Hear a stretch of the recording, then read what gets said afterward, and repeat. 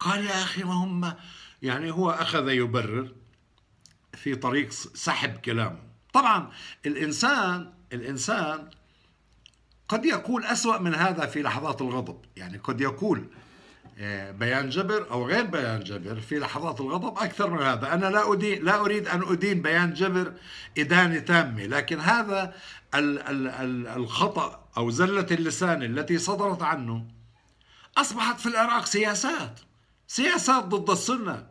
يا رجل، اليهود ما قدروش على مليون فلسطيني، لم يستطيعوا الخلاص من مليون، أنت تريد الخلاص من 15 مليون سني؟ مجنون. هنا حكيت رأيي، قلت للأستاذ بيان لو كنت مكانكم لطويت الماضي كله، حتى عدي وقصي كانوا ما زالا فارين. حتى عدي وقصي إذا جاء لينضم للعهد الجديد في العراق فمرحبا، أهلا بهما، لا تستبعدوا أي أحد. هذا هو الحق. الأوطان لا تبنى على الثأرات، هذه أكاذيب. من يقول يا لثارات الحسين ليس له علاقة بالحسين، وليس لمن يريد أن يثأر منهم علاقة بيزيد، هذا جنون. ثم حكيت قصة وفيق السامرائي وحسن العلوي. أتدري ماذا قال بيان جبر الأستاذ باقر؟ قال: وما الفرق بين العلوي والسامرائي؟ كلاهما واحد، هذا بعثي وهذا بعثي. قلت له: يا رجل، حسن انشق على صدام عام 79، فكيف تمثله لوفيق؟ وفيق انشق بال95. قال: فرقت كم سنة. كنت أنا أحرر جريدة سومر، أول جريدة عراقية للعهد الجديد، طبعناها في مطابع الرسالة، وكانت بإشراف الأستاذ حسن العلوي وتمويله. وكان الأمريكيون، كنت أوصلها للأمريكيين ليوصلوها إلى العراق في الداخل بالطائرة، جريدة سومر. فقلت لحسن العلوي ماذا حصل، وهو أكبر مني بنحو 30 سنة، العلوي الله يطول عمره.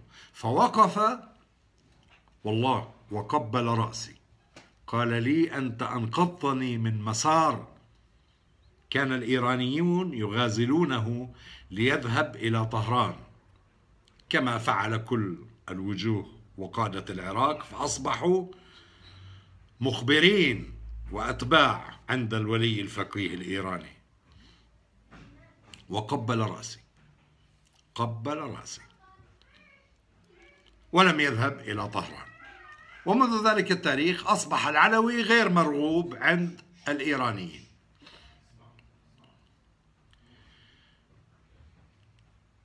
العراق في التاريخ يستترك أو يستعجم فيضج أهله العرب. المعتصم أمه فارسية، عمل الجيش تركي، الناس أحفاد الصحابة كرهوا هذا، والأتراك خشنين أجلاف عند العرب ما يمشوا، فقالوا للمعتصم: هذا جندك. فأخذهم المعتصم وبنى لهم مدينة سر من رأى التي صارت سامراء. السامرائي يعني العسكري، مدينة عسكرية، ومكث معهم هناك. العراق عندما يستترك أو يستعجم أو يتفرسن تعربه قبائل الوسط. الآن قبائل الوسط مختطفة، إما مع الصدريين أو مع الحكيميين.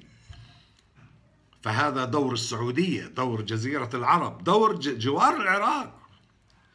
الأردن لا يمكن أن يصبح فارسيا ولا سوريا ولا السعودية. هذا دور الجوار العربي للعراق، أن يشدوا من الاستحواذ والاختطاف الإيراني الصفوي المجوسي. ثامر السبهان فعل هذا. حركته مغطاة إخباريا. في الشارع العراقي عربي يعرف هذا. الشارع العراقي الآن يختطفه مجموعة من العائدين من إيران، حاقدين على الدولة العراقية، حاقدين على العراق، حاقدين على العرب. هم الذين يتولون إدارة الدوائر والمصالح. تربوا في طهران، تربوا في مدن إيران، تربوا على كراهية العرب، وتربوا على أن أمهم إيران، وأنهم لن يحظوا بهذه الامتيازات إلا بإشراف إيران وإدارة إيران للعراق. ولذلك هم الذين يشعلون الطائفية. معظم هؤلاء ليسوا 12 مع ولاية الفقيه، معظمهم شيرازيين. الدين الشيرازي دين أساسه تسفيه النبي والحقد على العرب. سأفصل في هذا لاحقا. ثامر السبهان يتولى دور تاريخي، هو أو غيره، ليس لأنه فقط ثامر السبهان. هذا شاب يشتعل حيوية ونشاطا، الله يخليه لأهله ويحفظه، ولكن هذا يعني مسلك أي سفير عربي يريد أن يوازن حالة العراق. العراق أمامك. إيران تنهب نفط العراق من حقل مجنون. إيران تنهب المعدات من مستشفيات العراق. مستشفيات العراق في زمن صدام أيام الحصار كانت تقدم العلاج مجاني للشعب العراقي. الشعب العراقي ظل يحصل على تموين المناسب والكافي له، حتى السجاير بأسعار رمزية، وظل كل عراقي قادر على عيش كريم. بينما العراق لا يبيع إلا 500,000 برميل، يذهب ثلثها للأكراد ومعظمها بأسعار منخفضة. العراق اليوم معفى من القروض ومن التعويضات ويحظى بالمساعدات، ومع ذلك شيعته وليس سنته جائعون مشردون.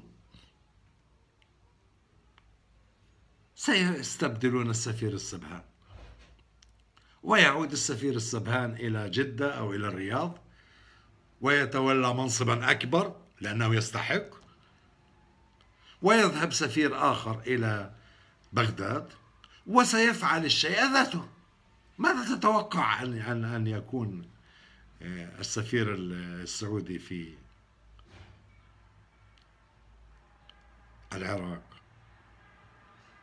هذا حكم تاريخ لن ينتهي بنهاية سفير.